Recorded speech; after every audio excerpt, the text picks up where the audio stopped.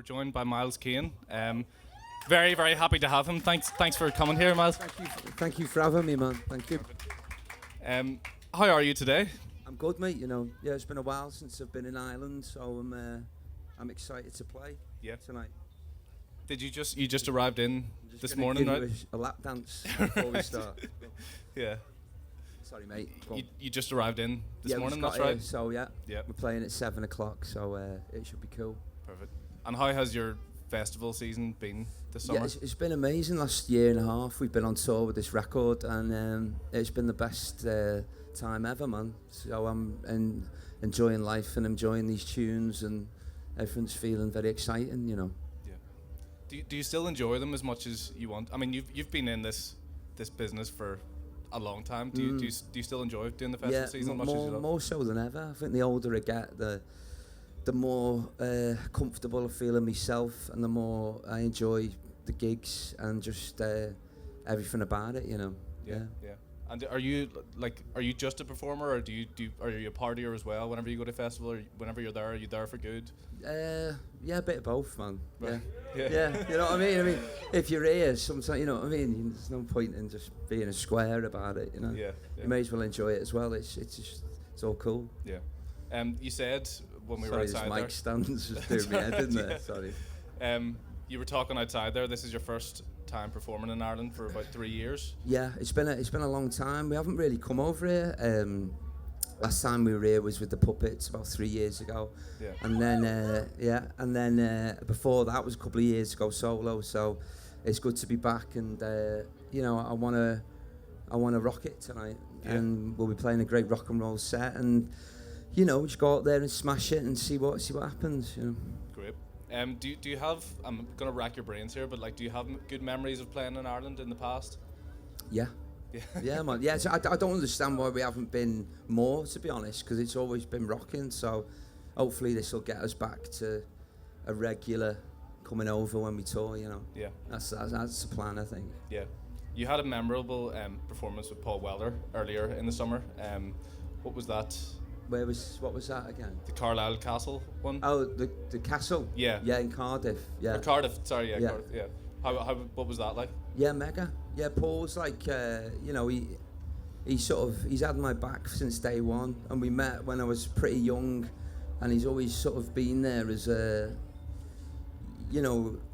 almost like this sort of father figure. I don't know if he'd like me saying that, but I'll go to him if I've got a worry or a stress, and he's a great man. I can't speak highly enough of Paul, Yeah. And he always said to me when I was in my 20s, he said, when you hit your 30s, I think you'll really sort of find who you are, and your 30s will be your best years of your life.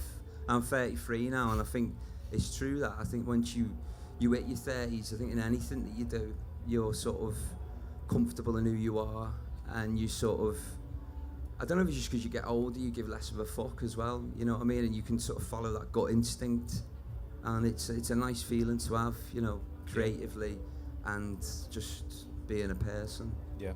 You've got a new single coming out.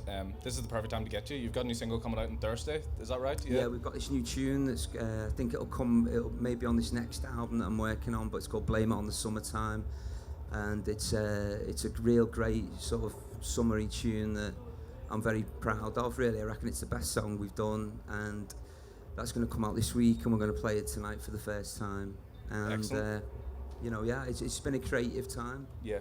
Yeah. And did I read that that's coming alongside like a sort of announcement as well? You'll be announcing something on Thursday. Yeah, we've got there's something else going to be announced in October, and the end of this year could be very exciting. That I can't really say what's going on, but it'll be cool. Okay. I promise you don't want to spill the beans here, or, give us a world exclusive no, I've or got anything to keep like them that? hinds locked up, man. Yeah. The tin opener's staying in the pocket at the moment. Fair enough. Yeah. You said here, and obviously you said following the release of your last single, that this is a very creative time for you. What do you think's the reason for that? Yeah, I seriously think it stems back to that thing of just being comfortable in who you are, and with the age thing, and just enjoying making music for yourself and just following your gut, which is something you've always done. I just think it seems more clearer now. and I can't really explain it more than that. That's honestly how it feels, you know. And I think it's a testament to probably the last record I made and the couple of little songs that we've put out that weren't on this record as a sort of transition into the next thing that we're going to do. Yeah, it just feels good to be free to do it, you know. Yeah. And what gets you writing these days, or what gets you inspired? Well, it's being busy, really, and just to continually do it. And like this year has sort of been, you do a couple of gigs a week, and you go on for the rest of the week, and in that time, it's quite easy just to, sit at home and watch Emmerdale and Judge Rinder, which I do very well at. I'm very good at sitting on the couch, and then, but there's just been something that's, on the days off, I've just gone into the studio. We just rented this little room, and I just go there every day just to sort of to create, really, because I didn't want, when this bubble bursts of doing this album, I didn't want to have a blank canvas, because that blank canvas seems to get bigger and bigger, and there's nothing to sort of put on it. Yeah. So it's just felt good to do that, and the tunes have been flowing, and it's rocking, Yeah. You were saying outside that it's been 3 weeks since your last show. What do you do whenever you get a day off? I've just watched the whole Judge Rinder and come dine with me, catch up. Yeah. Any game? What's your favourite game show? We've just been, like I said, we've just been in the studio. I went to Ibiza to make a video last week for this new single with this guy called Charlie Lightning and my mate James. We went over there for a few days, and that's a real fun. It's a bit of a Club Tropicana vibe. And it's just been that, really. Yeah, I wanted to ask about coup de grace. There was a fan of yours who was talking to me about this interview, ahead of this interview, and kind of saying, the title of that album and the cover you did of, and I'm going to embarrass myself here, Le Cactus. Is that how you pronounce it? Les Cactus. Yes, that's it. Yeah. My French is horrendous. The cactus. Yeah. Yeah. I didn't want to say it in a really strong Belfast accent there, but. We'll go through it. But is there a French connection in your music somewhere, or is that just a coincidence? There has been a connection with sort of.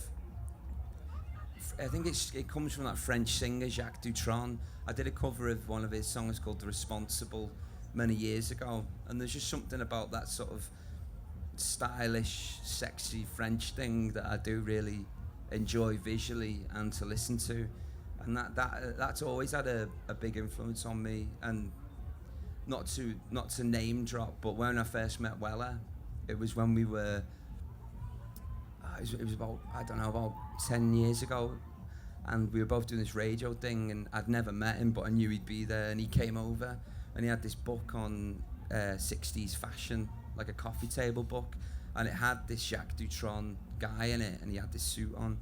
And he came home and he goes, I heard you like this fella, Yeah. And he goes, this suit's amazing, I think you could wear one like that. And that was how we met, And I got dead red in the face. I was like, yeah, And so that was how our sort of relationship came, because I guess he shares the same interest in that thing as well, Like I really love when he had that style council period, where it's a bit sort of French Riviera vibe, a bit more of a loafer than a Chelsea boot. Perfect.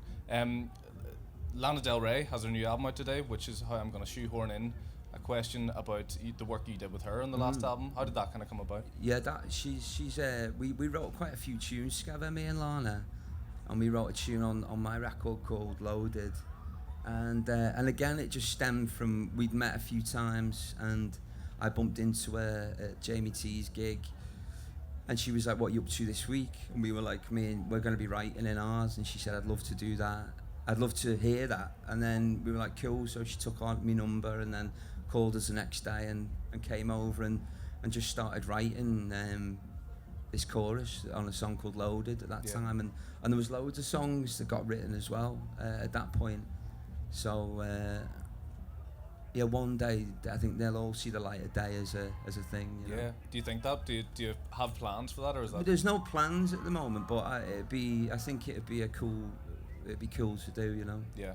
Would you keep in contact with her, or is that sort of just at I the time? did do when I was over there, because I used to live in LA, and then I moved back to London last year.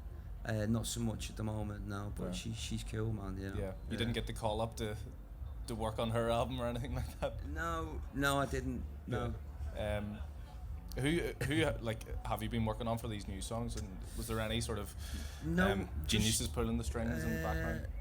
No sort of names really. Just been me and my mate Jamie. We've just been in the studio by mine that we share, and we've just been writing together. I've done a couple of other things, but the stuff that I've just done with him, it just feels so natural and no big hoo-ha, and I'm kind of into that at this moment in time. Yeah. You know? Has that always been the case with Jamie from right from the start? No, I only met him a couple of years. It's not Jamie T, it's this other lad. Sorry. It's not Jamie, but Jamie T's I've known for a long time. We're very close, but this is just a mate who's this great producer in London and a writer. And me and him have just been cracking on, man, and it just feels cool, you know. Perfect. I have to ask, I'm sure you always get asked this, but like Last Shadow Puppets, is there plans for is there talks or plans or anything for them? No, I mean, you know, when we've had a few drinks, there's always talks about it, but there's no plan in place. And again, that'll just be like how it happened last time. It'll just be when me and him are just hanging out and the acoustics come out. Yeah. At whatever point that'll be, and the tunes start happening, that's when that'll go. I think it'd be to sort of try and plan that, or to force that would it just isn't right, you know, for the thing that it started as. It should remain like that. Yeah, you know? Absolutely. Do you hang out on a regular basis? Like, is that sort of a just continuous thing? Yeah, man. He's like, you know, he's my bro, so we're close like any good mates, you know. Yeah. And so you're saying you have an announcement in October for what is to be your new album? That's right. Yeah, the new Puppets album's coming out then. Oh, is it? Yeah. Nah, I'm joking. Sorry, I'm joking. Oh yeah, fuck it. It's a new Puppets album, double album it is. You heard it here first. Yeah. Perfect. Just to remind everyone, what stage you playing on tonight and what time at? What one? The tent. The Electric Arena. I think it's that one. The tent. Is it the tent? 7 p.m. Alright, bro. Oi, oi. Buckethead. Yeah, man. So 7 p.m. Perfect. At Let's the Electric have it, Arena. man. Let's do this. Miles Kane. Respect, man. Thank you. Big applause. Thank you so much.